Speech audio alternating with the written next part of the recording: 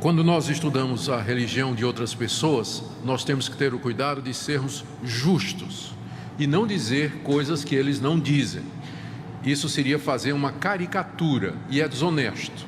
Então a melhor coisa é você ir nas fontes originais, é você ver o que é que eles dizem ou o que pessoas que conhecem essa religião podem nos dizer.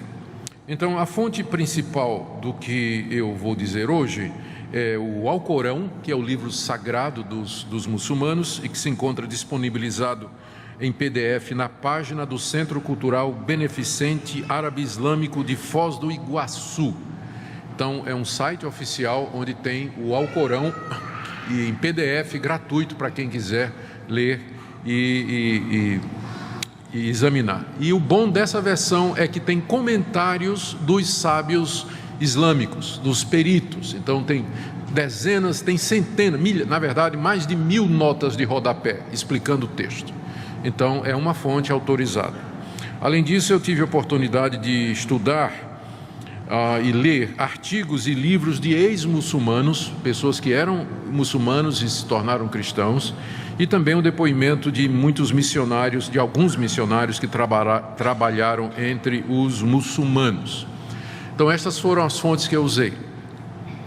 Eu também tenho uma experiência no início do meu ministério, quando eu era pastor da primeira igreja do Recife. Eu tinha uma coluna no Jornal do Comércio, que saía todo domingo, onde eu tinha a oportunidade de escrever alguma coisa sobre o cristianismo. Mudou o editor do jornal e ele achou interessante que aquela coluna ela fosse compartilhada com outras religiões, até aí sem problema. Então ele convidou, eu não me recordo se foi um padre para escrever uma coluna, e convidou um islâmico, um muçulmano para escrever a terceira coluna. Até aí tudo tranquilo, até o dia em que o muçulmano resolveu me atacar, né? E ele então começou a fazer críticas diretas ao que eu estava escrevendo e tudo. E eu respondi uma vez, e aí a coluna passou a ser escrita por um especialista em islamismo de São Paulo. E aí o nível dos ataques tinha baixado um pouquinho, e como eu sou um amante da paz, não gosto de briga, então eu parei de escrever no jornal. Mas esse foi o meu primeiro contato, e foi naquela ocasião que eu tive que ler o Alcorão todinho, para poder entender o que é que aquele estudioso do islamismo estava dizendo. Foi quando eu tive contato pela primeira vez com o islamismo. E de lá para cá, o contato tem sido mais acadêmico. As notícias que nós lemos, as informações de missionários, aqui e acolá um artigo comparativo. Há muita controvérsia recente no meio evangélico missionário sobre se o Deus que os muçulmanos adoram é o mesmo Deus do cristianismo, apenas com um nome diferente, Alá. Isso tem gerado uma controvérsia muito grande, então eu tenho acompanhado isso aí. E como o islamismo é a religião que mais cresce no mundo hoje, eu entendi que era importante que nós tivéssemos alguma compreensão a respeito dessa religião. O islamismo é um sistema religioso que foi fundado no século VI para VII, por um homem chamado Maomé. É um árabe.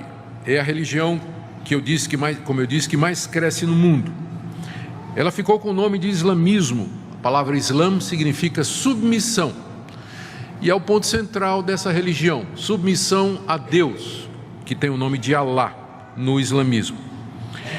E, por sua vez, a palavra submissão vem de uma raiz que significa paz também. A palavra muçulmano, que descreve o aderente dessa religião, significa aquele que se submete a Alá. Hoje, pelas últimas estatísticas, essa estatística é feita por uma ONG internacional que monitora o crescimento das religiões, chamada Pew, P-E-W.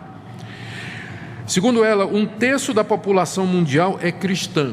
Hoje, 33% dos habitantes do planeta Terra professam o cristianismo, e aqui envolve católicos e protestantes. Ou seja, nós temos aqui cerca de 2,18 bilhões de pessoas. Os muçulmanos representam o segundo maior grupo religioso do mundo. com 1,6 bilhões de seguidores, ou 23,4%. A estimativa que essa organização faz, é que no ano 2050, devido ao rápido crescimento do islamismo, já será a maior religião do mundo. No ano 2050, passando o cristianismo, ou pelo menos terá o mesmo número. De acordo com o último censo religioso feito pelo IBGE, referente a 2010, existem 35 mil muçulmanos no Brasil, mas os centros islâmicos no Brasil contestam esse número e diz que esse número é muito maior, passa de 1 milhão de muçulmanos no Brasil, o que representaria uma porcentagem ainda pequena, né, com relação à população brasileira. Mas, de acordo com o IBGE, os islâmicos cresceram no Brasil 29% nos últimos anos, que é um crescimento superior a boa parte das igrejas evangélicas. As comunidades islâmicas no Brasil, elas se concentram no sul do país, especialmente em Foz do Iguaçu e em outras cidades do Paraná. E essas comunidades são compostas, na maioria, de imigrantes que vêm de países árabes, como Bangladesh, Afeganistão, Paquistão, Angola, Moçambique, Palestina, Iraque, Jordânia, Índia, Síria, Gana, Líbano, Guiné, Senegal, Marrocos, Egito, Congo, Somália e do território da Caxemira. Quase todos eles entram como refugiados, alegando perseguição política ou religiosa, com o objetivo de obter o visto, e o nosso governo não tem feito praticamente nenhuma restrição e tem dado oportunidade para que esses imigrantes recebam asilo. E se de fato há perseguição, o Brasil faz bem em receber exilados, né? Nosso país tem uma tradição de receber pessoas que são perseguidas em outras partes. O islamismo ganhou notoriedade ultimamente, já de algumas décadas para cá, mas mais ultimamente, por causa de atentados terroristas por grupos que se declaram muçulmanos e que fazem esses atos terroristas em nome de Alá. Autoridades islâmicas em todo o mundo condenam esses atos e dizem que o islamismo é uma religião de paz. Ou seja, é um erro grosseiro dizer que todo árabe é muçulmano que apoia o terrorismo, não é? E essa caricatura tem girado pelo mundo afora, criando, inclusive, perseguição a islâmicos e árabes pacíficos que moram em outros países. Nem todos os islâmicos concordam com estes ataques e a grande maioria dos muçulmanos prefere viver em paz e não apoiariam esse tipo de atitude que é feita, ou de guerra que é feita em nome de Alá. Eles dizem que o Islã é uma religião de paz. Então, em linhas gerais, é isso que aconteceu. O último atentado que ficou mais conhecido foi aquele em Paris, onde morreram 179 pessoas, e cuja autoria foi reivindicada pelo Estado Islâmico. O Estado Islâmico é uma facção do islamismo que dominou o Iraque e depois dominou a Síria. O alvo deles é um califado mundial sobre os árabes, unindo todos os árabes debaixo da Sharia, ou da lei islâmica. E eles são sunitas, eu vou explicar daqui a pouco o que é isso, que seguem essa interpretação jihadista do Alcorão, ou da Guerra Santa, e acham então que estão justificados em atacar os não islâmicos para promover o islamismo em escala mundial. Eu vou falar um pouquinho sobre isso daqui a pouco. Mas vamos ver então como surgiu o islamismo. O Maomé, que é o profeta do islamismo, nasceu na cidade de Meca no ano 570. E na sua adolescência e mocidade, ele teve contato com o cristianismo católico, e que já era desfigurado no início da Idade Média, porque ele ficou com a impressão de que os cristãos acreditavam que Maria era Deus ou que Maria fazia parte da divindade.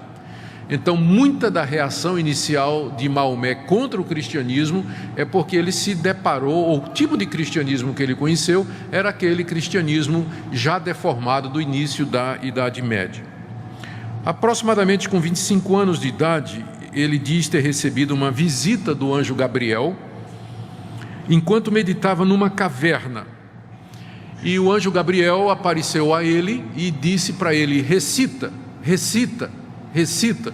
E ele não sabia recitar o quê, né? O que é isso, né? Recita, recita. E ele sai, ele foge da caverna, espantado e sem saber o que é que aquilo queria dizer. E ninguém sabe ao certo, mas num período entre 6 meses e 3 anos ele não recebeu mais nenhuma revelação. Mas aí elas começaram a voltar, ou com a aparição do anjo Gabriel, ou então com visões que ele tinha, impressões fortes que o atacavam a qualquer momento do dia, né? Ele começava a suar, ficava vermelho e com tremores, e então aquelas ideias vinham para ele, que ele entendia então eram revelações que ele estava recebendo de Deus, que foi nomeado como Alá. Essas visitas do anjo Gabriel e estas revelações continuaram por cerca de 23 anos, até que ele morreu. E nessas aparições o anjo lhe trazia as palavras de Alá, que é a palavra árabe usada para Deus. Maomé não sabia escrever, mas ele decorava e recitava estas revelações e transmitia a pessoas próximas, que então começaram a copiar isso que Maomé dizia que tinha recebido através de revelação. Então, a coleção destas revelações, que foram transmitidas oralmente por Maomé a algumas pessoas que começaram a escrevê-las, compõem estas revelações escritas o Alcorão, que é o livro sagrado do islamismo. Maomé, a princípio, né, não recebeu muito crédito, mas começou a ser reconhecido por familiares e parentes como sendo um profeta de Deus. Começou com sua esposa, depois seu filho, começaram a reconhecer que aquilo era de fato de Deus e que ele era um profeta que Deus estava levantando.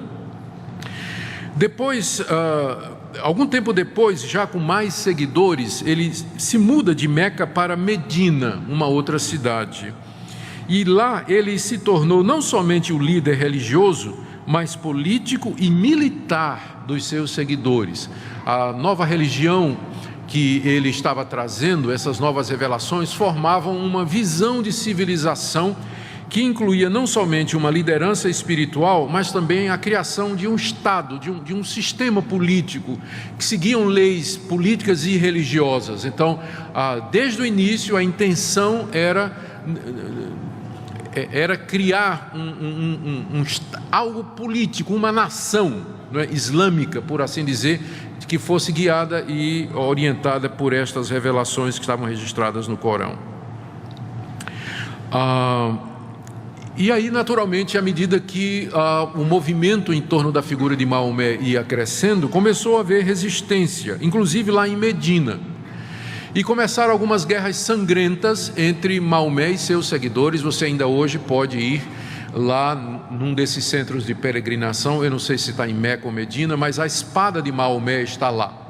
Ele liderava o seu povo nestas guerras e, pelo que nós lemos, ele liderou o seu povo em mais de 20 guerras sangrentas para conquistar e derrotar os inimigos da nova fé e para ampliar o território islâmico. Ele era um guerreiro nesse sentido. Tem um registro aqui que na batalha de Uhud ele matou Ubay ben Khalaf com suas próprias mãos e enviou à guerra mais de 40 expedições de guerreiros. Então, de fato, Maomé, ele pode ser considerado como o árabe mais influente que já existiu e talvez a pessoa mais influente na humanidade depois de Jesus Cristo, a julgar pelo número de seus seguidores. Era uma pessoa que foi reconhecida, que foi seguida, que foi temida e que consolidou a sua religião num império que avançou, conquistou terras, impôs a lei que ele diz ter recebido da parte de Deus. Ele morreu com 62 anos de idade em 632. A partir da morte dele, começaram as disputas da sucessão. Quem seria o sucessor de Maomé? E o sucessor de Maomé é chamado califa, não é? Quem seria o legítimo califa? E as brigas começaram, os sogros de Maomé, porque ele era casado com várias mulheres, os sogros começaram a disputar tio também, gente mais próxima, e guerras sangrentas aconteceram. Se não me engano, dos primeiros califas, 2 ou 3 morreram assassinados exatamente pela briga pelo poder, para quem haveria de seguir Maomé.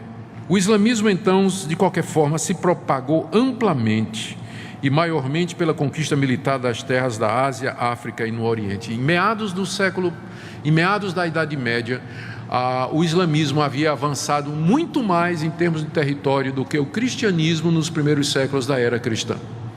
Então, o avanço do islamismo foi alguma coisa extraordinária durante esse período. Nos outros estudos que nós fizemos, nós sempre fizemos a pergunta: qual é a fonte de autoridade? Essa é uma pergunta importante para a gente entender o que é que as pessoas aceitam como, o que é que essas religiões aceitam como fonte de autoridade. Bom, a fonte suprema de autoridade do islamismo é o Alcorão, que é exatamente a coleção das revelações de Maomé. Alcorão significa leitura por excelência ou recitação, referindo-se ao fato da forma como ele foi elaborado, e também dizendo que ele pretende ser lido, recitado e decorado por todos aqueles que são seus seguidores. É a coleção, como eu já disse, dos ditos e frases, declarações de Maomé que ele recebeu supostamente do anjo Gabriel durante os 23 últimos anos de sua vida. Para o islamismo, o Alcorão é a palavra final e completa de Deus, a última revelação superior às escrituras hebraicas e aos escritos do Novo Testamento. O Alcorão reconhece a lei de Moisés como tendo sido dada por Deus e reconhece o Evangelho como tendo sido dado por Deus. Mas eles dizem que tanto o Antigo Testamento quanto o Novo foram deturpados e que Jesus, quando subiu ao céu, levou a única cópia verdadeira do Novo Testamento. Então, o que nós temos hoje, o que os cristãos têm hoje, é uma versão adulterada do Novo Testamento. Para eles, o Alcorão é o livro final e maior, e que suplanta e, portanto, num certo sentido, anula, não tira a importância, mas tira a validade do Antigo Testamento e do Novo. Se há divergência entre eles, vale o Alcorão, sempre vale o Alcorão. Mas eles reconhecem que Deus se revelou a Moisés e se revelou a Jesus Cristo. O Alcorão está na base da cultura islâmica, seus movimentos filosóficos e suas atividades culturais. Ele traz determinações para todas as áreas da vida e regulamenta todas as atividades humanas.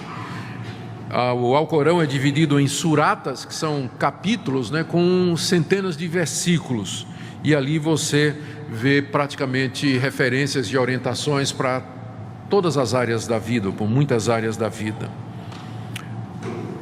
Existem diferentes linhas de interpretação do Alcorão dentro do islamismo. Fica até difícil falar do que é que os islâmicos acreditam em alguns pontos, a não ser naqueles pontos centrais que eu vou dizer aqui, porque há divergência de opinião sobre o que Maomé escreveu. Alguns interpretam de uma forma, outros interpretam de outra. Por exemplo, na passagem que descreve o paraíso, a linha de interpretação mais literal interpreta literalmente o que Maomé disse, que no paraíso os homens desfrutarão de virgens, que vai ser a grande recompensa, não é? E que essas virgens, elas ficam virgens todo dia de manhã de novo.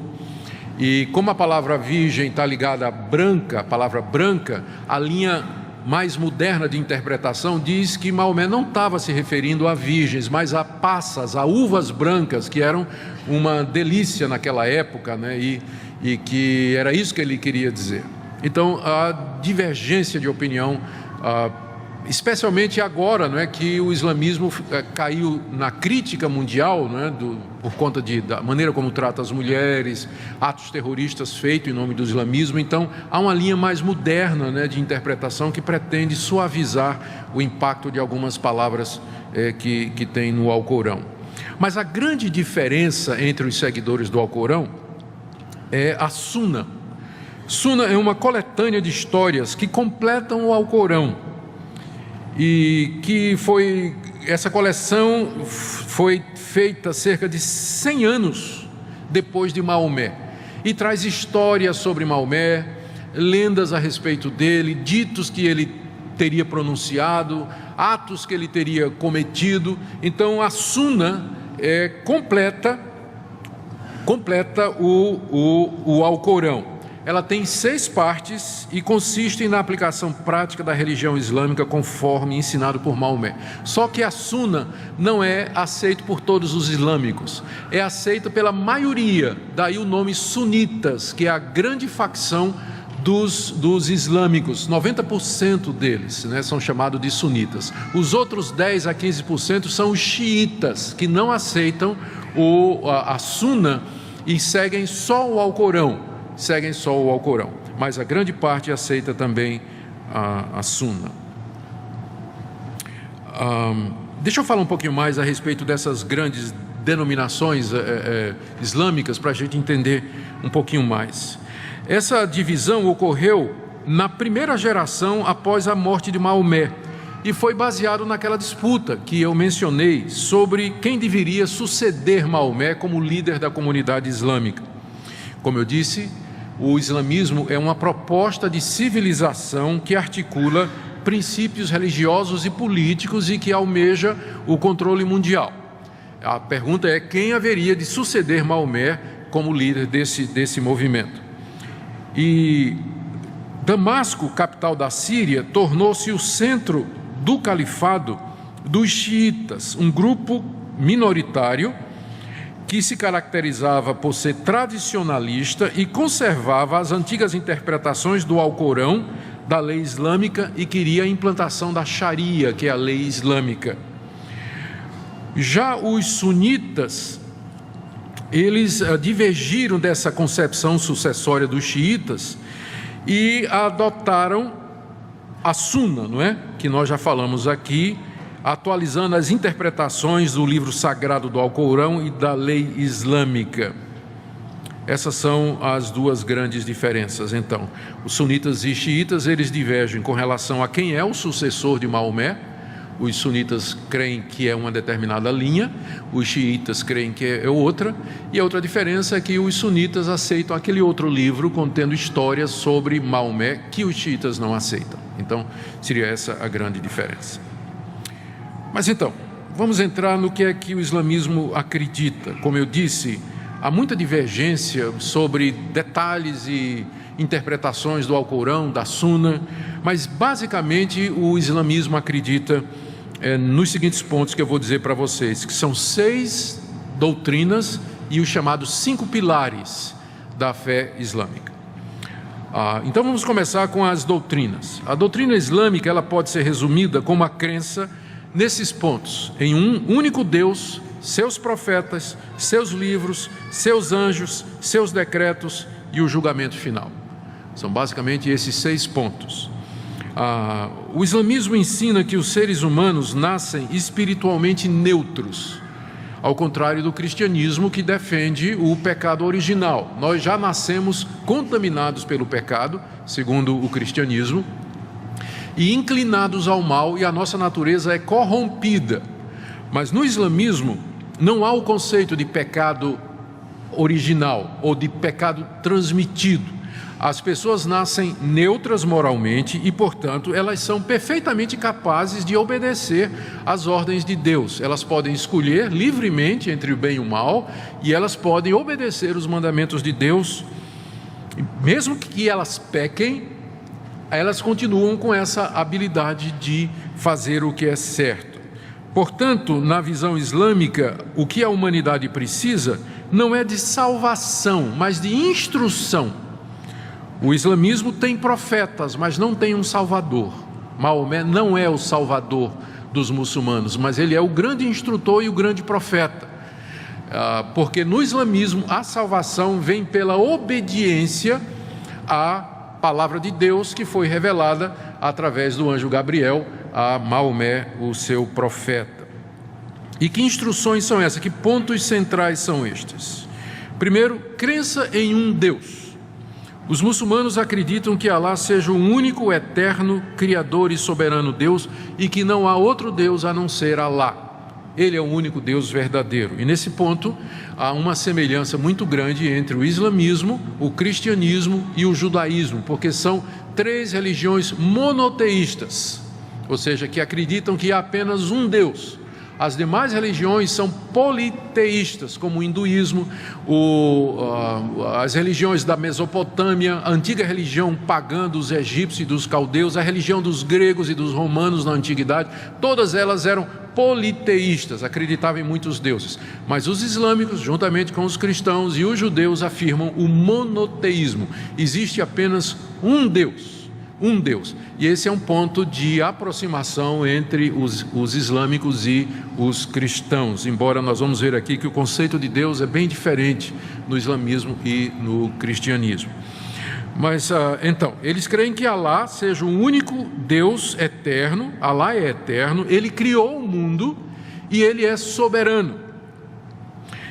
Maomé não pretendia trazer um Deus novo, mas ele dizia que o Deus que ele pregava e ensinava era o mesmo Deus dos judeus e dos cristãos, só que judeus e cristãos haviam perdido a verdade a respeito desse Deus e, num certo sentido, o islamismo, Maomé dizia que ele queria voltar à religião original, ao conceito original de Deus que havia se perdido durante todo esse tempo. Maomé considerava a doutrina da Trindade como sendo blasfema. Embora tenha um alto respeito pela pessoa de Cristo, não é, como filho de Deus, como profeta de Deus, o Alcorão fala até que ele nasceu de uma virgem, crê nisso, crê nos milagres de Deus, crê de Cristo, crê que ele até subiu aos céus, mas eles negam que Jesus é Deus. Portanto, a doutrina da Trindade, de um Deus que subsiste em Pai, Filho e Espírito Santo, é completamente estranha para o islamismo, não é? E é considerado, inclusive, uma blasfêmia. É considerado uma blasfêmia dizer que Jesus Cristo é Deus. Alá é único e age de forma direta no mundo, e tudo acontece no mundo por intervenção direta de Alá. Essa é a primeira crença. A segunda é a crença nos anjos. Os anjos foram criados por Alá e são fiéis a Ele. Somente um anjo se tornou desobediente, Iblis ou Shaitan, que é a palavra para Satanás. O anjo mais mencionado no Alcorão e na Suna é Gabriel, que foi o mediador das revelações de Alá a Maomé. Então é importante no islamismo a crença nos anjos, porque eles acreditam que foi um anjo que trouxe da parte de Deus o conteúdo do Alcorão para Maomé. Eu confesso que eu não entendi direito o que eu vou dizer agora, mas eu vou dizer, talvez alguém possa me ajudar depois. O islamismo acredita ainda nos gênios. Os gênios teriam sido criados por Deus e não são nem anjos nem homens. Mas você lembra de Aladim e a lâmpada maravilhosa? Aquilo ali a gente pensa que é lenda, conversa, não, aquilo reflete uma crença islâmica. Os gênios são esses seres, não é? Eles não são nem anjos nem homens. O Alcorão diz que Alá preparou o inferno para os homens e para os gênios maus. E parece admitir a possibilidade da conversão de um gênio ao islamismo. Eu dei uma lida em várias fontes, mas alguns disseram que isso era uma crença muito antiga do islamismo e que o muçulmano moderno não acredita mais nisso hoje, não é? Mas de qualquer forma, isso fazia parte, parece, no início da crença islâmica. Então, esse é o segundo ponto. Primeiro, existe um único Deus que é Alá. Segundo, a existência em anjos e na sua atividade aqui nesse mundo, foi um anjo que trouxe a revelação de Alá para Maomé. Terceiro, a crença nos profetas. De acordo com o islamismo, Deus vinha falando todos aqueles séculos ao mundo através de profetas. Os profetas bíblicos foram enviados de Deus. Jesus também foi enviado de Deus. E muitos outros que Deus mandou através da história, trazendo a sua revelação. Os principais profetas que Alá mandou ao mundo são estes: Adão, o escolhido de Alá, Noé, o pregador de Alá, Abraão, o amigo de Alá, Moisés, o porta-voz de Alá, Jesus, a palavra de Alá, e Maomé, o profeta de Alá, que de todos é o maior, e fecha esse círculo de revelações. Maomé, portanto, é glorificado entre os muçulmanos por ter sido o profeta, é assim que ele é designado no Islã, ele é o profeta, aquele através de quem Deus trouxe a revelação final e última para esse mundo. Há muitos milagres atribuídos a Maomé, lendas que estão não no Alcorão, mas na Sunna, né, que é aquele livro que complementa e que não tem unanimidade entre os islâmicos. Então está aí, crença nos profetas. Quarto princípio, é a crença nas revelações de Deus ou os livros. Os muçulmanos aceitam certas partes da Bíblia, como a Torá e os Evangelhos, mas acham que, apesar de terem sido dados por Deus, foram corrompidos pelos homens. Como eu já mencionei, a cópia verdadeira do Evangelho foi levada juntamente com Jesus para o céu, quando ele foi arrebatado por Deus. O que ficou foi deturpado. Então, tanto é que eles dizem que no Evangelho verdadeiro que Jesus teria levado para o céu, Jesus teria profetizado a chegada de Maomé, que Maomé viria como sendo a revelação final de Deus. O próprio Jesus teria dito isso. Isso não está no nosso Evangelho, não está no Novo Testamento, em parte nenhuma. Mas então a explicação é que estava naquele Evangelho verdadeiro que Jesus levou com ele para o céu, não é? Então, toda vez que há uma diferença entre o que diz o Evangelho e o que o Alcorão diz a respeito de Jesus, por exemplo, eles negam que Jesus foi crucificado. Eles dizem que essa foi uma alteração ou um registro errado, confundiram alguém por Jesus, e quem morreu na cruz não foi Jesus Cristo. Jesus não foi de fato crucificado, mas outra pessoa, não é? Jesus, na verdade, subiu aos céus sem morrer, levando essa cópia do Evangelho. E quando a gente confronta, dizendo, mas os Evangelhos que nós temos, eles nos dizem que Jesus morreu, a resposta é, não, mas essas cópias que vocês têm do Evangelho, elas foram todas adulteradas, né? O verdadeiro Evangelho está no céu lá com Jesus. Mas eles creem nessas revelações. O Alcorão, então, seria a revelação perfeita e última de Deus, superando o Antigo Testamento e o Novo Testamento. Há muitas referências no Alcorão a Moisés, à lei de Deus, aos profetas e ao próprio Jesus Cristo, inclusive também a Maria, mas sempre de forma meio reticente, não é? Mas essa é a quarta crença deles, de que Deus se revelou nesses livros, mas que o Alcorão é a revelação perfeita, última e completa de Deus. A quinta crença é o dia de julgamento. E na vida futura. De acordo com o pensamento islâmico, até onde eu compreendo, no dia do juízo, todos serão ressuscitados e todos irão para o inferno. E de lá serão resgatados os que tiverem merecimento e entrarão no paraíso. A princípio eu não estou lendo direito, mas depois eu confirmei com outras fontes. A ideia é de que todos vão para o inferno. E de lá, então, depois do julgamento feito por Alá, dos méritos e da obediência, as pessoas é que então irão para o paraíso. O paraíso é descrito no Alcorão e também na Sunna, em outras fontes, a interpretação dos sábios e califas islâmicos. O paraíso é descrito como um lugar cheio de frutas, rios, pedras preciosas, leite, mel e vinho, e especialmente virgens, as huris, ou uris, eu não sei como pronuncia, para desfrute e deleite dos homens. Eu vou ler aqui o que está no Alcorão, na Surata 56, versículos de 12 em diante.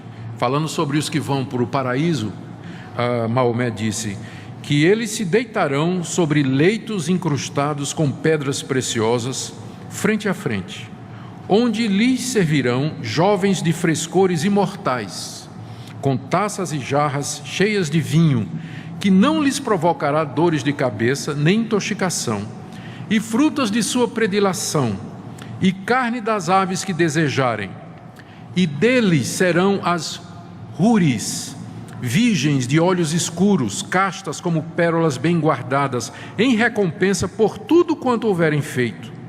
Sabei que criamos as húris para eles e as fizemos virgens, companheiras amorosas para os justos. Está no Alcorão, Surata 56, a partir do versículo 12. Aquele conceito de 72 virgens para cada guerreiro que morrer em luta pelo islamismo não está no Alcorão, mas está na Suna. E eu vou ler aqui, é Suna, volume 4. A menor recompensa para aqueles que se encontram no paraíso é um átrio com 80.000 servos e 72 esposas, sobre o qual repousa um domo decorado com pérolas aquamarinas e rubis. Então, a diferença do céu cristão, né, do novo céu e da nova terra cristão, é que o novo céu e a nova terra cristão tem anjos assexuados, né? Então pode parecer monótono para muita gente, mas o paraíso islâmico lá, então o prazer do paraíso islâmico é basicamente sensual, é o relacionamento sexual com estas virgens que ficam virgens cada manhã e assim por toda a eternidade. Com relação ao inferno, é de fogo e para lá vão os homens e os gênios. De acordo com a Suna, Ali ibn Abi Talib, que foi o terceiro califa, certa vez perguntou: você sabe com o que se parecem os portões do inferno?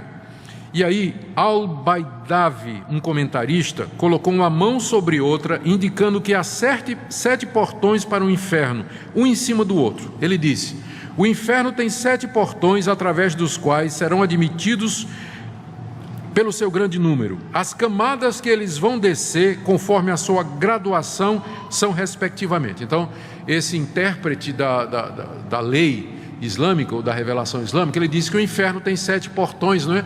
E vai descendo de cima para baixo, gradativamente. O Garrana é o mais alto, e é para os monoteístas rebeldes, provavelmente os islâmicos que não foram fiéis em obedecer à lei. O segundo nível do inferno é a fornalha, que é para os judeus. O terceiro nível do inferno, o esmagado, é para os cristãos. O quarto nível é a fogueira, para os sabeanos. O quinto nível é o calor ardente para os adoradores do fogo. O sexto nível é o inferno para os incrédulos. E o sétimo é a fossa para os enganadores. Então, nessa perspectiva, o inferno tem 7 portões, que são 7 níveis, e o nosso é o terceiro. Sexta crença é a crença na predestinação. E atenção aqui, porque nós acreditamos também, mas há uma diferença aqui. A grande maioria dos muçulmanos acredita que Alá decretou tudo o que vai acontecer. Está decretado. E eles atestam a soberania de Deus com uma frase frequente, Inshallah, que quer dizer se Alá quiser. Deus é o autor inclusive do mal e não existe livre-arbítrio. Portanto, o homem deve ocupar-se com as coisas do além e do mundo futuro. Alguns autores sugerem, e eu não posso dizer que isso aqui é verdade, mas pelo menos é sugestivo, que essa é a causa pela qual os países islâmicos não são hoje muito diferentes do que eram na Idade Média. E que os países islâmicos, à exceção da Arábia Saudita, cuja riqueza provém do petróleo, mas os países islâmicos, eles estão entre os países menos desenvolvidos e mais pobres do mundo. E alguns autores acham que isso é por conta dessa crença de que tudo está determinado. Então, isso desestimularia a criatividade, inventividade, o empreendedorismo e o desenvolvimento da civilização.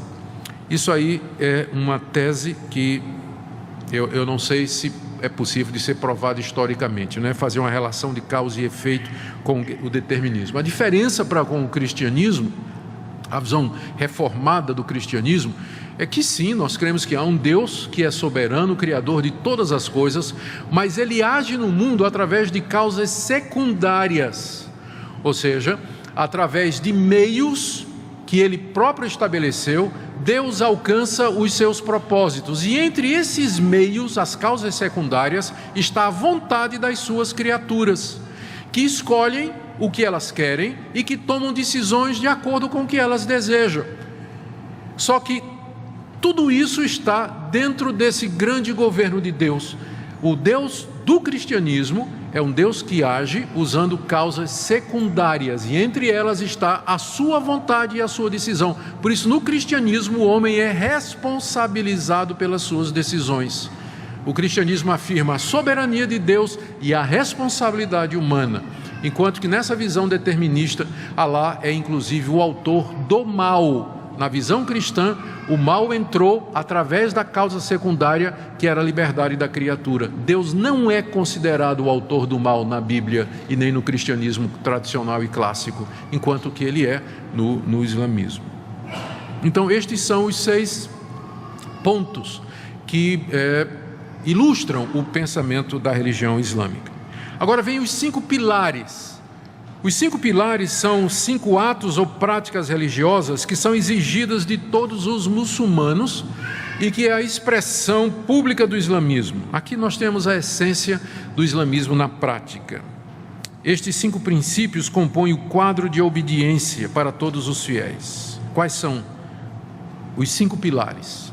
Primeiro, o testemunho de fé ou declaração. A declaração, o testemunho de fé é: não há outro Deus senão Alá e Maomé é o seu profeta. Essa é a declaração fundamental do cristianismo. Do islamismo. Não há outro Deus senão Alá e Maomé é o seu profeta. Para você se tornar um muçulmano, você tem que recitar isso, você tem que dizer isso. No cristianismo, qual seria o equivalente? Creio que Jesus Cristo é o Filho de Deus, que Ele morreu pelos meus pecados, ressuscitou dos mortos ao 3º dia, creio nele para a vida eterna. Para você ser cristão, você tem que confessar isso. Para você ser islâmico, para se tornar muçulmano, você tem que dizer que Alá é o único Deus e Maomé é o seu profeta. Uma pessoa se converte ao islamismo recitando esse credo. O segundo pilar são as orações. O islamita fiel, ele tem que fazer 5 orações em árabe todo dia, de joelhos e prostrado na direção de Meca. Então, todo mundo está familiarizado com aquela figura, não é? Tem um tapetinho, né, que ele desenrola, ele se ajoelha ali, ele se prostra 5 vezes ao dia, voltado na direção de Meca, e ali ele faz as suas orações em árabe. Parece que inclui também recitações do Alcorão. Terceiro pilar é o pagamento de dádivas rituais, ou esmola. Essa esmola é uma certa percentagem administrada uma vez por ano, e em alguns países islâmicos é paga como imposto. Então, todo muçulmano fiel, ele contribui através da dádiva ritual, a zakat, ou esmola. Em alguns lugares isso já é retirado como imposto. O quarto pilar é o jejum. Os muçulmanos jejuam durante o mês de Ramadã, que é o 9º mês do calendário islâmico. Os muçulmanos têm um calendário diferente do nosso. Eles começaram a marcar o tempo a partir da peregrinação de Maomé para Meca. Aí eles têm um calendário diferente do nosso, e são 360 dias e não 365. Então, o 9º mês deles, que é o Ramadã, cai entre o nosso junho e julho, mais ou menos. Durante esse período, eles jejuam desde o amanhecer até o entardecer. À noite eles podem comer alguma coisa, mas durante o dia eles então se abstêm de qualquer comida como parte do Ramadã. E o 5º pilar é a peregrinação. Ou seja, um muçulmano fiel deve fazer a peregrinação até Meca, na Arábia Saudita, pelo menos uma vez durante a sua vida, se ele tiver dinheiro e se ele tiver condições para isso. A peregrinação é realizada no 12º mês do calendário islâmico, que cai no nosso setembro. No ano passado, vocês lembram, houve um tumulto que ocorreu durante a peregrinação em Meca, e perto de 500 pessoas morreram pisoteadas lá durante a peregrinação. A entrada de um muçulmano no paraíso depende da obediência a estes 5 pilares. Se ele obedecer aos 5 pilares, recordando a confissão, Alá é o único Deus e Maomé é seu profeta, as orações 5 vezes por dia em árabe, de joelhos e voltado para Meca, pagamento da esmola, o jejum no mês de Ramadã e a peregrinação, ele então pode entrar no paraíso. Ainda assim, Alá pode rejeitá-lo. Eu li um comentarista do Alcorão, um daqueles comentários, dizendo que nem mesmo Maomé sabia ao certo se Alá haveria de admiti-lo no paraíso. Está na Surata 46, verso 9, e na Suna, no livro de Hadith, capítulo 5, verso 266. Há um outro dever que é imposto aos muçulmanos, que é a jihad ou a guerra santa. Mas isso aqui é a controvérsia. A palavra jihad, que ficou conhecida no mundo, né, pelo noticiário, né, é a chamada guerra santa, ela significa esforço. E os comentaristas que querem abrandar a situação, eles dizem que o esforço aqui que aparece no Alcorão, a jihad, ela é um esforço pessoal para o muçulmano se aperfeiçoar e obedecer às leis de Alá. Mas a outra versão diz que o esforço aqui é o esforço externo e militar para levar o islamismo a todas as partes do mundo. Essa é a raiz do termo jihad, é isso que ele significa. O Alcorão promete uma recompensa maior aos combatentes que dão sua vida na jihad para implantar o islamismo no mundo.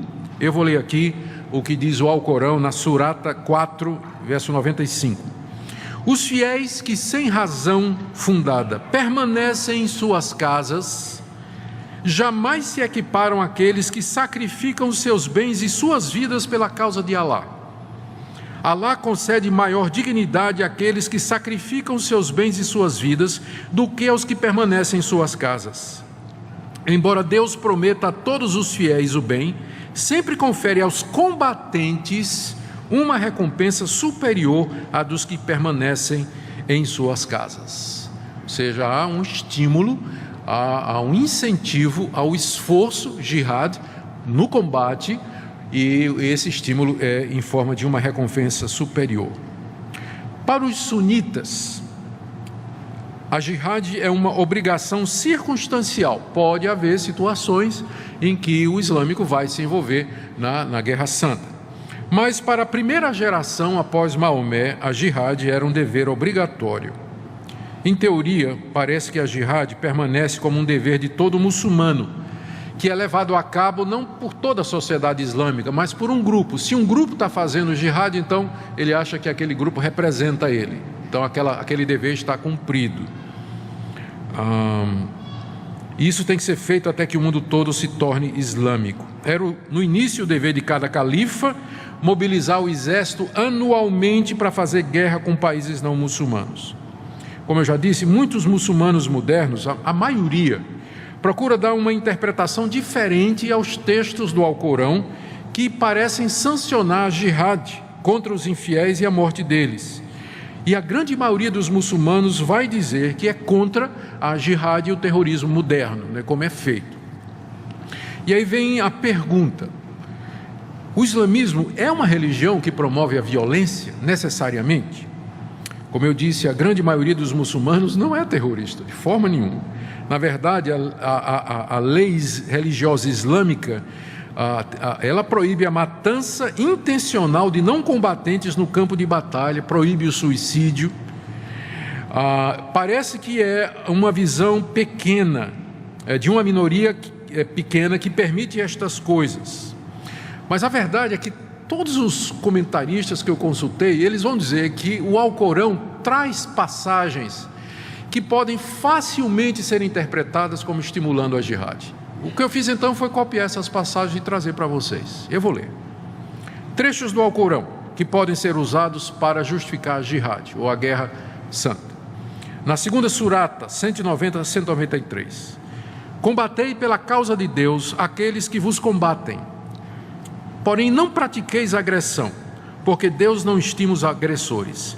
Matai-os onde quer que se encontrem, e expulsai-os de onde vos expulsaram.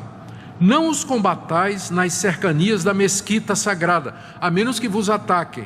Mas se ali vos combaterem, matai-os. Tal será o castigo dos incrédulos, e combatei-os até terminar a perseguição e prevalecer a religião de Deus. Quarta surata, verso 89. Anseiam os hipócritas que renegueis como renegaram eles, para que sejais todos iguais. Não tomeis a nenhum deles por confidente, até que tenham migrado pela causa de Deus. Porém, se rebelarem, capturai-os. Então matai-os, onde quer que os acheis, e não tomeis a nenhum deles por confidente, nem por socorredor. Então o Alcorão proíbe que o muçulmano tenha por confidente quem não for muçulmano.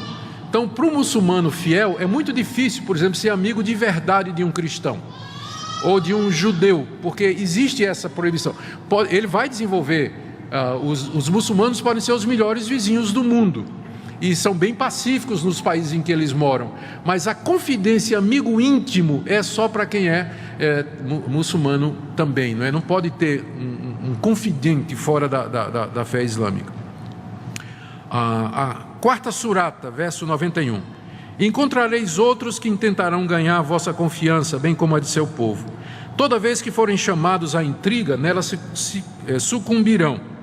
Se não ficarem neutros em relação a vós, nem vos propuserem a paz, nem tampouco contiverem as suas mãos, capturai-os e matai-os onde quer que os acheis, porque sobre isso vos concedemos autoridade absoluta. Aqui Maomé está autorizando os exércitos a capturar e matar aqueles povos que foram conquistados e que não quiserem se converter ao islamismo. Nona surata, de 4 a 5. Cumpri o ajuste com os idólatras. Aqui é uma regulamentação sobre a guerra. Se o exército islâmico dominar um povo e aquele povo aceitar fazer a paz, então pode fazer um acordo de paz. Inclusive, esse povo conquistado pode permanecer com a sua religião se pagar uma determinada esmola ou taxa. Então isso explica como em países e culturas islâmicas há cristãos e há outras minorias, mas há o pagamento dessa taxa, para poder permanecer com sua religião sem se converter ao islamismo. Aí ele diz: cumpri o ajuste com os idólatras, esse tipo de acordo, com quem tenhais um tratado, e que não vos tenham atraiçoado e não tenham secundado ninguém contra vós. Cumpri o tratado até a sua expiração. Sabei que Deus estima os tementes. Mas quanto os meses sagrados houverem transcorrido, matai os idólatras, onde quer que os acheis. Capturai-os, acossai-os e espreitai-os. Porém, caso se arrependam, ou seja, se eles resolvem renunciar à sua religião e receber o islamismo, observem a oração e paguem o zakat, que é aquele tributo, que eu mencionei, e abri-lhes o caminho. Quinta surata, 33. O castigo para aqueles que lutam contra Deus e contra o seu mensageiro, que é Maomé, e semeiam a corrupção na terra, é que sejam mortos ou crucificados, ou lhes seja decepada a mão e o pé opostos, ou banidos. Tal será para eles um aviltamento nesse mundo, e no outro sofrerão um severo castigo. Estas são passagens do próprio Alcorão, e que essas linhas mais radicais do islamismo interpretam como sendo a autorização de Alá para fazer a jihad ou a guerra santa, capturar povos e submeter esses povos à conversão forçada. Caso não, eles têm que pagar o tributo até um determinado tempo. Depois desse tempo, ou se converte, ou a possibilidade está aberta para fazer a guerra santa também. Como eu disse, tem diferentes linhas de interpretação. Há grupos que entendem que essas passagens e outras autorizam a jihad, como eu falei, até que o mundo todo se torne islâmico. Mas, como eu disse, boa parte, a maioria dos islâmicos, eles até vão dizer: olha, isso aqui até pode acontecer, não é, em determinada situação, mas a gente quer paz, nós não queremos, de fato, guerra nem nada. Mas há alguns aspectos do islamismo que contribuem para que acabe se tornando uma religião onde há grupos que entendem que o avanço pode ser feito pela violência. Primeiro, o conceito de conversão. No cristianismo, a conversão é interna. Para que uma pessoa se torne cristã, ela tem de coração de acreditar que Jesus ressuscitou dos mortos e que Ele é o Filho de Deus. E aí ele faz a declaração pública. Se uma pessoa se diz cristã, mas não crê no coração, a gente chama ela de hipócrita. não é? E, na verdade, diz que ela não é cristã. Mas no islamismo, a conversão é externa. Você tem que fazer os 5 pilares. E os 5 pilares são atos externos: esmola, jejum, peregrinação, confissão e oração. Então, já que a conversão ela pode ser imposta, você pode entender porque que o islamismo ele facilita, não é? O avanço e a conquista de povos pela espada e a conversão forçada, já que é algo externo. Né? Os 5 pilares são deveres externos que identificam o muçulmano. Também o conceito de terra. O cristianismo não tem terra. Não existe isso de país cristão. Mas o Islã tem. O Islã se entende como um Estado. Ele tem um território geográfico. E a perda daquele território significa uma perda. A guerra é declarada para tomar de volta a terra que é de Deus. E aquilo que eles conquistarem é de Alá. Então, por conta disso, o islamismo ele tem essa visão de fazer guerra, de conquista, de lutar pela terra e se apoderar dela. Isso explica em grande parte o conflito entre árabes e judeus, a briga pela terra que os árabes consideram que, na verdade, é de Alá. Não devemos, porém, esquecer que a origem da violência, na verdade, é o coração humano. De onde procedem as contendas e guerras que há entre vós, senão das paixões e desejos que estão militando no vosso coração? Então, nós não podemos dizer que só tem violência lá, porque onde houver pecadores como eu e como vocês, haverá violência. O que existe são religiões que acabam abrindo a porta e estimulando essa violência que já existe no coração humano, independente do credo que ele professa. Um outro ponto que tem se tornado muito controverso com relação ao Islã é o lugar da mulher no islamismo. E eu pensei em trazer alguma coisa sobre isso também. Tem algumas passagens, eu não encontrei no Alcorão, mas ou na Suna, ou na interpretação de alguns califas, que se referem à mulher como sendo um brinquedo. No seu livro, Al-Musannaf, volume 1, parte 2, página 263, um dos sábios muçulmanos, chamado Abu Bakr Ahmed ibn Abd Allah, disse: Umar, o justo califa, estava certa feita falando quando sua esposa o interrompeu, e ele disse a ela: você é um brinquedo, se precisar de você eu a chamo. Amrun Bial Aas, também um califa, disse: mulheres são brinquedos, escolha um. Isso está na obra Kanz el-Mal, volume 21, que é um volume da Suna, que é o Hadith, número 919. De acordo com Ahmed Zaki Tufarra, no livro sobre a mulher e o islamismo, o próprio Maomé teria dito, isso aí estaria na Suna: a mulher é um brinquedo, quem quiser levá-la deve cuidar dela. No Alcorão, na Surata 4:34, existe a declaração: os homens têm autoridade sobre as mulheres, porque Alá fez um superior a outro. Na página 36 desse livro, A Mulher e o Islamismo, Ahmed Zaki Tufarra escreveu: Deus estabeleceu a superioridade do homem sobre a mulher, de acordo com o Alcorão, na Surata 4:34, o que não permite a igualdade entre o homem e a mulher, porque aqui o homem está sobre a mulher devido à sua superioridade intelectual. É diferente do pensamento cristão. O pensamento cristão diz que Deus criou o homem e a mulher iguais à sua imagem e semelhança. Deu a eles papéis distintos. A um, a liderança, e o outro, companheirismo e ajuda. Em nenhum momento se coloca a superioridade do homem sobre a mulher. Ambos são a imagem e semelhança de Deus e são iguais diante de Deus, salvos da mesma forma. O homem não é visto como sendo mais inteligente do que a mulher, ao contrário, eu conheço mulheres que dão de 10-0 nos homens, não é? Em termos de inteligência, e essa é a grande diferença que deve ser observada. Mas nessa perspectiva existe uma superioridade intrínseca. Por ser homem, é superior à mulher, né? Há uma superioridade intrínseca, enquanto que no cristianismo o que existe é uma complementação através de papéis diferentes. Um outro ponto aqui é o casamento forçado. A virgem pode ser obrigada por seu pai a ser dada em casamento sem ser consultada. Isso é o que Ibn Taymiyyah, que é conhecido entre os muçulmanos como o sheik do islamismo, declarou no volume 32, página 39 da sua obra. E no mesmo volume ele escreveu: mesmo a virgem adulta, o pai pode obrigá-la a casar-se. Isso está de acordo com Malek ibn Ons al-Shafi e Ibn Hanbal, que estão entre os principais legisladores do islamismo, que são especialistas na lei islâmica. Um deles diz que o pai pode consentir em dar a sua filha em casamento sem a permissão dela, porque ela não tem escolha. Como fez Abu Bakr, o primeiro califa depois de Maomé e seu sogro. Ele fez com sua filha Aisha, quando ela estava com 6 anos de idade. Ele a deu em casamento ao profeta Maomé, com 6 anos, sem a permissão dela.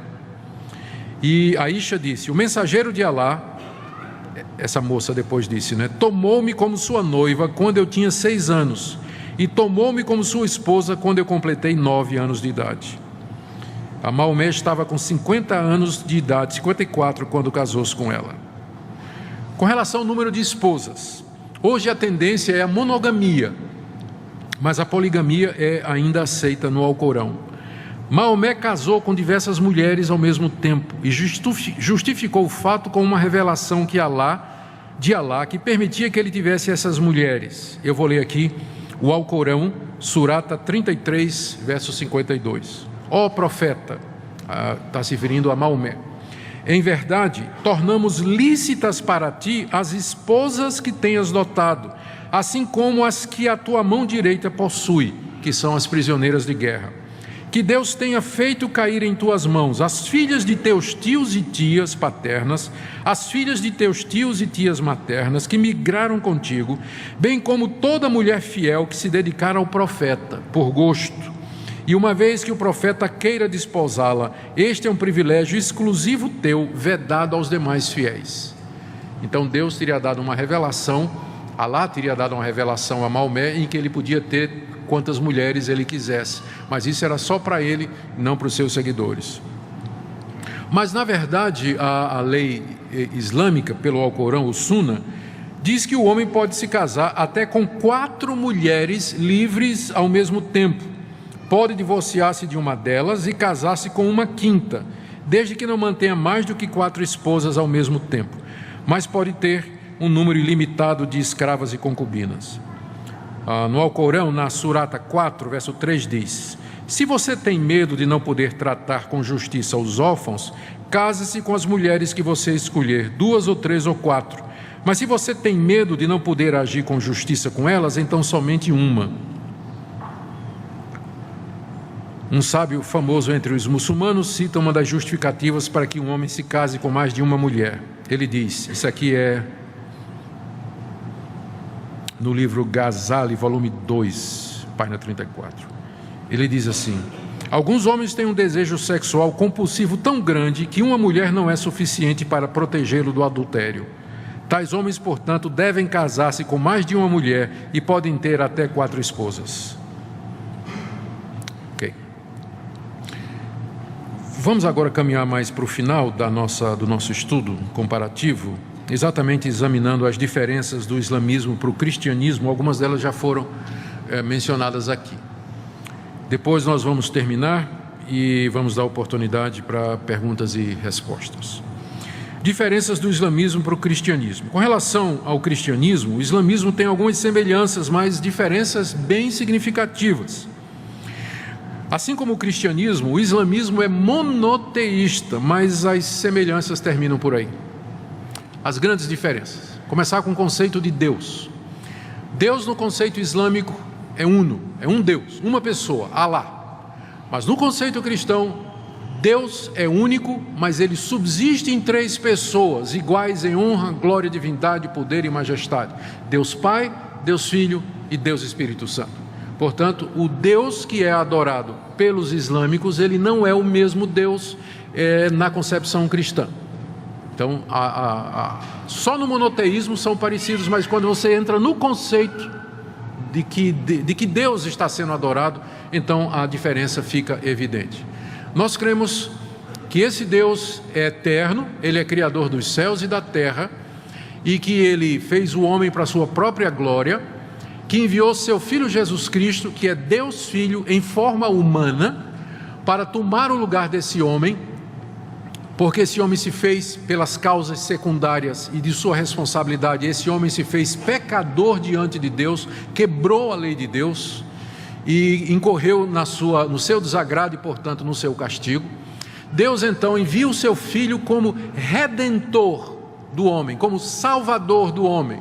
Jesus é profeta no sentido de que ele trouxe a palavra de Deus, mas ele é profeta e sacerdote, como sendo aquele que oferece sacrifício pelos nossos pecados. Portanto, o conceito de Deus no cristianismo é completamente diferente do conceito de Deus no Islã.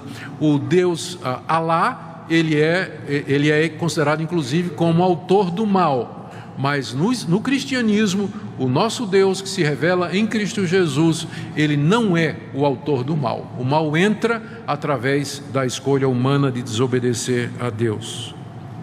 Com relação a Jesus, o Islã acredita que Jesus foi um grande profeta, afirma que ele nasceu de uma virgem, que ele viveu uma vida sem pecado, que realizou grandes milagres e que virá novamente no final da história. E ele é considerado, como nós já vimos, um dos grandes profetas. Na verdade, ele é a palavra de Deus. No entanto, o Islã nega explicitamente a divindade de Cristo e repudia o título Filho de Deus como sendo blasfemo, porque Alá não pode ter filho, Alá não tem filhos. Então, chamar Jesus de Filho de Deus para o islâmico equivale a uma blasfêmia, não é? Equivale a uma blasfêmia. O islamismo nega que ele morreu na cruz, alegando que confundiram outra pessoa com Jesus, que foi então crucificado, e que Jesus mesmo foi levado ao céu sem experimentar a morte. Por isso, o islamismo nega explicitamente a necessidade de uma morte substitutiva. Não precisamos de alguém morrer por nós. Cada um é responsável pela sua própria salvação e vai ser julgado de acordo com as suas obras, e pelo merecimento vai para o céu, ou vai para o paraíso, ou para o inferno, um daqueles 7 portões. A razão pela qual muitos muçulmanos não acreditam que Jesus morreu na cruz é porque eles não entendem porque Alá permitiria que Isa, que é o nome que eles dão para Jesus, sofresse uma morte torturante. Na verdade, a Bíblia mostra como a morte do Filho perfeito de Deus foi fundamental para pagar pelos pecados dos crentes. O profeta Isaías, que é considerado no islamismo como sendo um profeta de Deus, diz no capítulo 56, de 5 a 6, ele foi moído pelas nossas transgressões, foi traspassado por causa das nossas iniquidades, o castigo que nos traz a paz estava sobre ele, pelas suas pisaduras fomos sarados. Isso é dito pelo profeta Isaías. João 3,16, Deus amou o mundo de tal maneira que deu seu Filho unigênito para que todo aquele que nele crê não pereça, mas tenha a vida eterna. João 14,6, disse Jesus, eu sou o caminho, a verdade e a vida, ninguém vem ao Pai senão por mim. 1 de Pedro 2,24, levando sobre si os nossos pecados sobre o madeiro, para que mortos para os pecados possamos viver para a justiça. A Bíblia toda, do começo ao fim, dá testemunho de que Jesus Cristo é Deus encarnado para que pudesse pagar na cruz do Calvário a nossa culpa. Fonte de autoridade. O islamismo acredita que o Alcorão seja a autoridade final e a última revelação de Alá. Para os cristãos, entretanto, a Bíblia foi finalizada no século I, com o livro de Apocalipse. O apóstolo Paulo já fala que se alguém vier e pregar um outro evangelho que seja diferente daquele que foi entregue, que seja anátema. O livro de Apocalipse termina dizendo que ninguém pode acrescentar ou diminuir nada àquilo que já foi revelado. A referência é primeiro ao livro de Apocalipse, mas como ele fecha o cânon, a coleção de livros da Bíblia, então isso se estende a toda a Escritura. Há uma diferença fundamental entre o cristianismo e o islamismo no que diz respeito à relação com essas outras religiões. O cristianismo olha para o Antigo Testamento e o judaísmo e não se vê como uma coisa nova, mas simplesmente como a continuação daquilo que Deus revelou desde o início. Os autores do Novo Testamento usam constantemente os autores do Antigo Testamento para dizer aquilo que foi escrito se cumpre em Jesus, se cumpre agora, se cumpre dessa forma. De forma que há uma continuidade entre o Antigo Testamento e o Novo. Os cristãos não apareceram dizendo nós estamos criando uma nova religião, ou nós estamos trazendo aqui uma novidade. Ao contrário, eles disseram, nós somos tudo o que Moisés e os profetas disseram. Somos o cumprimento. Então há uma relação de continuidade entre o cristianismo e o Antigo Testamento.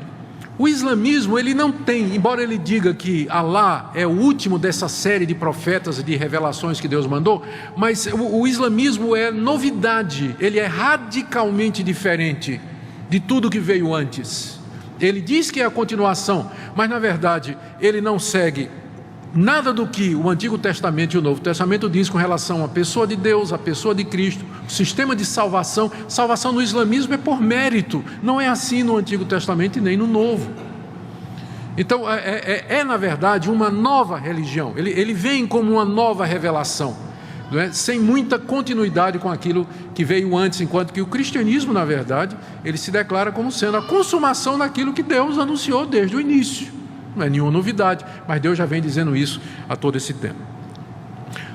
Sobre a salvação, e aqui que vem a grande diferença. Para o islamismo, o paraíso pode ser ganho através da obediência aos 5 pilares que nós falamos: oração, confissão, jejum, esmola e peregrinação. A Bíblia, pelo contrário, revela que o homem não pode fazer obras que de alguma forma mereçam o seu perdão ou que satisfaçam Deus Santo. Romanos 3:23, todos pecaram e carecem da glória de Deus. Todos pecaram e carecem da glória de Deus. Não há um justo, não há um sequer, não há um que faça o bem, diz a palavra de Deus. Romanos 6:23, o salário do pecado é a morte, mas o dom gratuito de Deus é a vida eterna em Cristo Jesus, nosso Senhor. Apenas por causa da misericórdia e do amor de Deus é que pecadores podem ser salvos. Efésios 2:8-9, pela graça sois salvos mediante a fé. Isso não vem de vós, não por obras. Isso não vem de vós, é dom de Deus, não por obras para que ninguém se glorie. Então a diferença é muito grande no conceito de salvação. Para o islâmico, ele pode pecar, mas ele não é um pecador, ele não é inclinado ao mal, ele pode obedecer, se ele quiser, às leis de Deus perfeitamente, ele vai merecer a sua salvação pela guarda dos 5 pilares e de outras normas de obediência. Há outros detalhes, que são, a legislação é muito extensa, tem mais leis para o dia a dia no islamismo do que no Antigo Testamento para o judeu. Então ele acha que ele vai chegar a merecer o paraíso pela obediência estrita a essas leis. O cristão sabe que por mais que ele se esforce, ele jamais poderia cumprir os 10 mandamentos. Então a única esperança do cristão é o que Cristo fez na cruz por ele. Cristo pagou a culpa dele, Cristo cumpriu a lei no lugar dele, e ele espera e confia somente na pessoa de Jesus Cristo. Então essa diferença é abissal, não é? No islamismo, você não precisa de um salvador, você precisa de um profeta. Mas no cristianismo, você precisa de um redentor e de um salvador, senão você vai ser condenado pelos seus pecados. Outra diferença na evangelização: o islamismo pretende converter o mundo todo. Um reino islâmico com território, leis religiosas e políticas, e acredita na conquista e conversão de povos à sua fé, às vezes mediante a jihad. Já o cristianismo não tem terra, não tem povo, não tem país, é um reino espiritual. Seu fundador morreu pelos pecados de seus seguidores, em vez de liderar exércitos à guerra para conquistar e converter os povos. A evangelização é feita mediante a pregação da palavra de Deus, do evangelho, e espera uma conversão interna e voluntária, mas não uma obediência externa, que seria considerada hipocrisia. As guerras feitas em nome de Cristo no passado, e aqui o pessoal costuma citar as cruzadas, não é? São uma contradição do ensino de Cristo. Quando cristãos empreendem uma cruzada para tomar Jerusalém dos muçulmanos, como foi feito na Idade Média, eles estão sendo incoerentes, eles estão indo contra o ensinamento de Cristo e é uma vergonha, uma mancha na história do cristianismo. Mas quando os islâmicos fazem a jihad, eles estão de acordo com o ensino de Maomé. Estão de acordo com o ensino de Maomé, o ensino do Alcorão, pelo menos como é interpretado por muitos. Devido a estas diferenças e contradições essenciais, o islamismo e o cristianismo não podem ser verdadeiros ao mesmo tempo. Um tem que estar certo e o outro tem que estar errado. E nós estamos aqui nessa manhã para dizer que, na nossa avaliação, o cristianismo atende muito melhor à necessidade do pecador, tem continuidade com o que veio antes. O que foi escrito a respeito de Jesus foi escrito logo depois da sua passagem aqui nesse mundo. A Suna foi escrita 100 anos depois de Maomé. Enfim, seria uma discussão de mérito que não é o que eu quero fazer aqui, mas apenas quero dizer para vocês nesta manhã que, de acordo com a Escritura Sagrada, a última revelação de Deus foi na pessoa de Jesus Cristo, tendo Deus outrora falado muitas vezes e de muitas maneiras aos pais pelos profetas. Nesses últimos dias nos falou pelo seu Filho, que é a expressa imagem da sua glória, a representação perfeita do seu ser.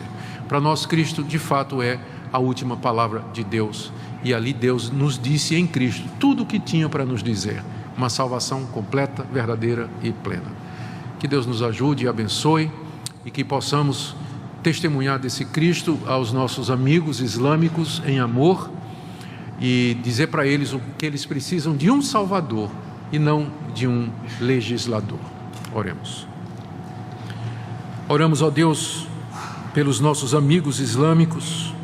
Pedimos ao Senhor que eles possam compreender, olhar para dentro de si mesmos e perceber que eles não conseguem cumprir o código moral deles e que são inconsistentes e incoerentes, e que isso desperte neles a necessidade de terem alguém que os salve dos seus pecados e dos erros. Oramos, ó Deus, pelos que estão trabalhando entre os islâmicos, querendo levar-lhes o Evangelho da paz. Oramos que Tu os abençoe e que muitos possam chegar ao conhecimento de Cristo Jesus, nosso Redentor. Te damos graças por esse tempo juntos, em nome de Jesus.